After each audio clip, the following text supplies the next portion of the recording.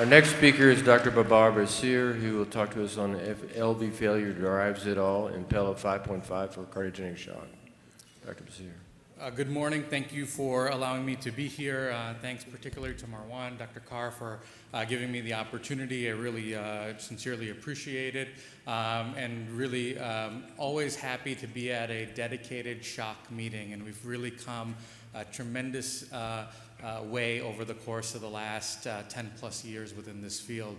So I'm going to talk a lot about LV failure and Impella 5.5 or microaxial flow pumps in general. These are my disclosures.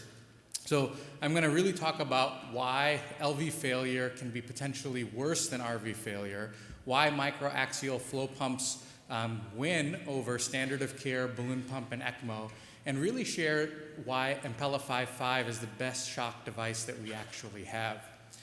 So early LV unloading actually takes care of the majority of RV failure that we deal with. This is data from the National Cardiogenic Shock Initiative, single-arm registry looking at Impella use in AMI cardiogenic shock.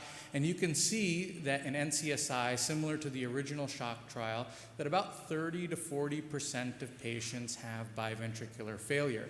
But what's really important within this slide is if you look back at those same hemodynamics at the 24-hour mark after some medical therapy and early unloading, what you actually achieve is a resolution of the majority of the RV dysfunction that was hemodynamically driving that patient's cardiogenic shock. And so it becomes something that we really have to keep in mind when we're looking at original hemodynamics and talking about device selection.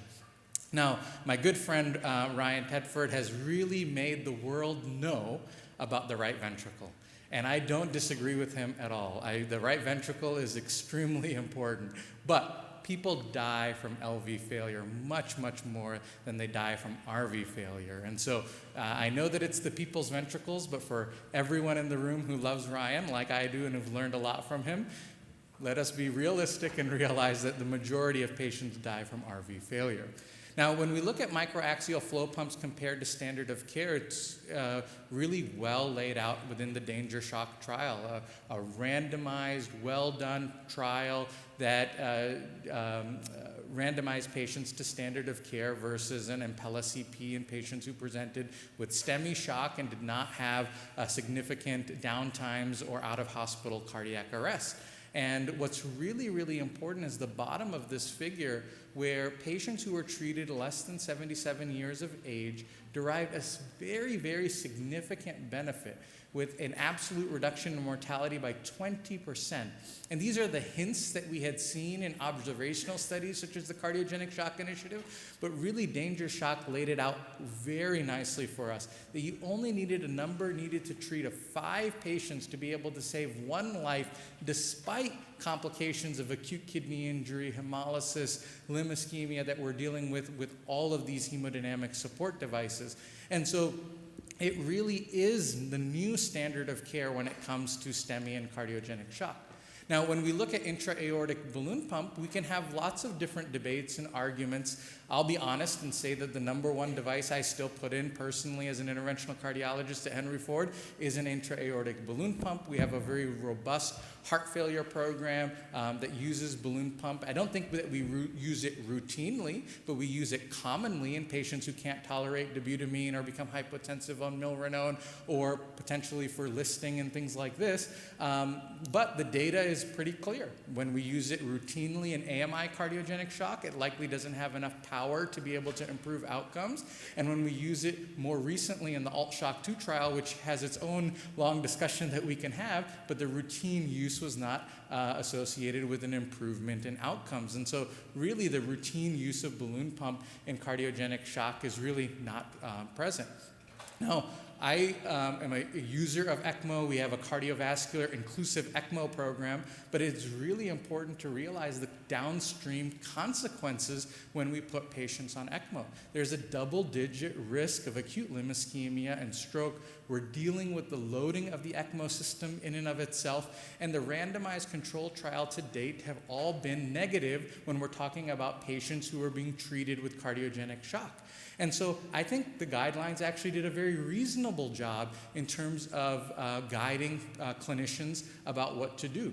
And the routine use of ECMO and intra-aortic balloon pump was, as mentioned, considered a class 3 recommendation. But what I would argue with you all is that when we use those devices, we don't actually use them in a routine fashion. But when we talk about routine aspects of hemodynamic support, it really comes down to microaxial flow pumps in patients with predominant LV failure. And the Impella 5.5 is by far the best device that we have. So I'm in Houston at Dr. Ramsey's house, so it would be prudent for me to mention that the largest Impella 5.5 study to date comes from a registry that he conducted with over 1,200 patients across 290 sites, looking at both an AMI shock, a heart failure shock, and a post-cardiotomy shock patient population. And all across the board, patients who were treated with Impella 5.5 did better than even historical patients treated with an Impella 5.0. But what's really, really key about the Impella 5.5 is the low complication rate. The hemolysis rate less than 3%, stroke rate less than 3%, and a low rate of bleeding and vascular access injury. And I'll argue that the reason that we've actually begun headway in cardiogenic shock is we've taken chaotic and disorganized systems of care, and we've tried to organize them and make them safer and more predictable. And Impella 5.5 does that for a couple of reasons. One, because of the safety and the power within the pump, but also because of the buy-in of the surgeons, of the controlled environment in the operating room. And that's really what we want to strive for in terms of device selection when we talk about patients with cardiogenic shock. We're looking at this really closely in the ceramics registry. It's a registry looking at sites that have the capability of escalation in AMI cardiogenic shock. So maybe you use a CP originally because it's 2 in the morning, but hopefully if the patient needs an escalation of support, or if they're suffering from complications, you can have one of your surgeons electively put the patient on 5.5 and give them more time for weaning and hopeful LV recovery. We're similarly doing this in the Global Cardiogenic Shock Initiative, and what's really, really important about the global initiative is that they've learned from all of the experience that we've had in the United States with these devices, and I think they're going to have really, really tremendous outcomes. So my last slide here is a little bit of a response to the JACC consensus statement that was actually put out approximately 2 weeks ago, where they actually recommended intra-aortic balloon pump and ECMO in certain stages. I think really where we are as a field today is that we have a clear-cut pathways for stage C and D cardiogenic shock with Impella CP and Impella 5.5. And I think in stage B, in biventricular failure, and in stage E, really our choice is a cardiogenic shock team MCS selection, as opposed to recommending use of devices like balloon pump or ECMO, which again should be strategically used based on the discretion of the shock team. Thank you so much. Thank you very much. In the studies we've done in animals and actually in balloon pump unloaded patients, there's 2 phases of damage. One is with reperfusion injury. One is calcium overload, which is acute, and you can't reduce that unless you act very quickly within about 60 minutes of onset of occlusion. But continued unloading and through the hospitalization leads to a reduction in apoptosis, and that, if you look at a combined endpoint of heart failure, shock, or death, is highly significant in unloaded patients, even with a balloon pump. So if you're designing clinical trials, be sure and look late and long. Yeah. Any comments? Amanda? Thank you for that lovely overview, and it is indeed wonderful that we have these microaxial flow devices now and all that they can achieve and the lower rate of adverse events. But I would put an asterisk on it, both from the observational studies and danger shock. Women may not fare so well, and we still have this huge gap in terms of, we see in the observational registries, the rates of women getting these devices when propensity matched isn't quite as high as we would expect. And then, for example, in danger shock, if you look at the forest plot, that's the one subgroup that didn't seem to be yielding benefits. And much has been said about lower profile pumps, what we need to do in terms of trial enrollment. What's your take on it? How do we figure out if we have a pump that's good for all? Yeah, I think the signal and danger there was really an issue of power. So it's a sub-analysis of a group of only 20% inclusion of women within that study. And so I think it's really hard to kind of dive deep into that patient population.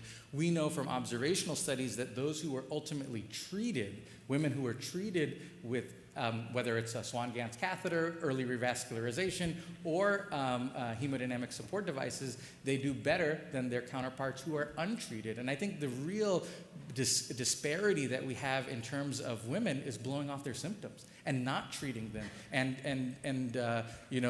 I think belittling the symptoms and the manifestations of cardiogenic shock. And I think that's really the ultimate area that we have to improve upon. But for sure, the next generation of pumps, as they get smaller, are going to be easier for not just women, but for lots of other patients as well.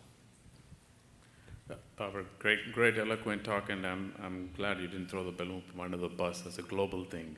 And as you pointed out, it's very intricate in understanding each word of the guidelines and not misinterpreting it and extrapolating it. Like as Mir said, ECMO class 3, and that gets sensationalized, and everybody will say don't use ECMOs. That's an important one. My question to you is in the danger shock. I mean, when I look at the axial flow, the device is transaortic, there are two components to it. One is unloading, two is perfusion to the body for shock. And as you are the expert in this DTU concept, where we're focusing on reperfusion injury, I do think there is a remodeling effect of just unloading. Mm-hmm. So do you think the impact in danger shock is because the myocardium was protected, not just for reperfusion, but during the phase of stress? And is there an opportunity to look at some echo sub-studies, or is it the perfusion and saved the body that drove the mortality benefit? Yeah, it's a great question. I don't know if we're going to really have an answer for it. DTU has completed enrollment, and Bill is coming up next. And all of those patients actually had MRIs. And the higher subset of the anterior MI patients who were almost pre-shocked, I think that data is going to be really interesting to try to hopefully answer or hint at the answer to that question. But for right now, I think the majority of this in the acute AMI setting has to do with perfusion. Because I think the unloading effect and myocardial recovery really, I don't know if it changes the hemodynamics within the first 24 to 48 hours. I think it's really about perfusion and getting the patient out of that shock. And I think that's probably the driving force in AMI cardiogenic shock, and we'll have to wait for the results of DTU to kind of contemplate unloading as a field in of itself, which I do personally believe in, but probably as a more subacute to long-term benefit. Very quick comment, David. Just to remind you that, as you know, I would agree with you that AMI shock, it's fairly clear, but in heart failure shock, balloon pumps still have some patients who are quite good responders. And also realize that worldwide, access to microaxial pumps is always going to be limited based on the cost, even if they are excellent efficacy. Yeah, so just two comments real quick is that there are other companies making microaxial flow pumps. So I believe that China has double-digit number of microaxial flow pumps that are being created right now. So hopefully in those areas that will drive down costs. And I guess I'll let you comment on the alt-shock trial, but at least one of those trials was there that showed that there's no difference in outcomes. And in the Columbia paper that showed that balloon pump patients had hemodynamic response that was of value, they actually didn't have better outcomes in terms of survival. So those are just my comments, I guess. Thank you, Dr. Basir. Thank you, everybody.